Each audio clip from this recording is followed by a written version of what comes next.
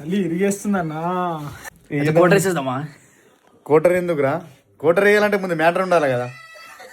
So guys, పిల్లలందరికీ చలి ఇరిగేస్తుంది అంటున్నారు. టెంపరేచర్ అయితే ఫీజ్ లైక్ 2. బాడీకి హీట్ చాలా అవసరం ఈ మట్టుకు. సో ఈ టైంలో మనం కంజిపిట్టలు వేసుకుంటే ఎలా ఉంటుందో ఒకసారి ఆలోచించండి. యాక్చువల్గా కంజిపిట్టలు చాలా వేడి చేస్తుంది బాడీకి. సో ఈరోజు ప్లాన్ కంజిపిట్టలు ఫ్రై చేద్దాం, దాంతో కొంచెం స్మాల్ టచ్అప్ కుడిద్దాం. So let start. కంజిపిట్టలు మనకు ఒక 8-9 పీసులు తీసుకొచ్చేసినాం. ఈ చలికి మాత్రం కంజిపిట్టలు పక్క తినాల్సింది, ఎందుకంటే నిజం చెప్తున్నా బాడీని చాలా హీట్ చేస్తూ ఉంటుంది. ఇది మనకు పెద్దలు అంటుండే కంజిపిట్టలు బాగా వేడి చేస్తాయని. సో ఈ చలికి మాత్రం ఇది పక్క 100% కావాల్సిందే.